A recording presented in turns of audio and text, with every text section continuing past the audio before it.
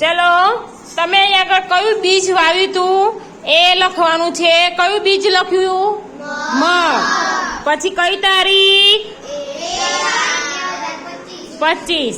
પછી નીચે કોષ્ટક છે એમાં આપણે કોષ્ટકમાં છોડની ઊંચાઈ લખવાની છે. ચલો પહેલા દિવસ છોડની ઊંચાઈ કેટલી હતી? પછી બીજા દિવસે? ત્રીજા દિવસે? અને ચોથા દિવસે? ચલો બીજા કોષ્ટકમાં પહેલા દિવસે કેટલા પાંદડા હતા? પાંદડા હતા નહીં. બીજા દિવસે? ત્રીજા દિવસે? અને ચોથા દિવસે? 2 પાંદડા. ચલો ફેરફાર શું થયો આ છોડનો? પહેલા દિવસે? પછી બીજા દિવસે? ત્રીજા દિવસે? અને ચોથા દિવસે? છોડની ઊંચાઈ એકદમ વધી ગઈ છે. દેખાય છે ને આ ચિત્રમાં?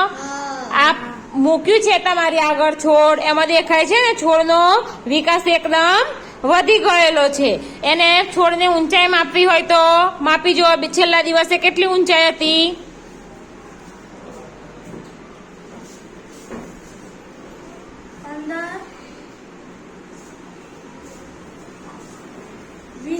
વીસ સેમી. કેટલી? 20 સેમી.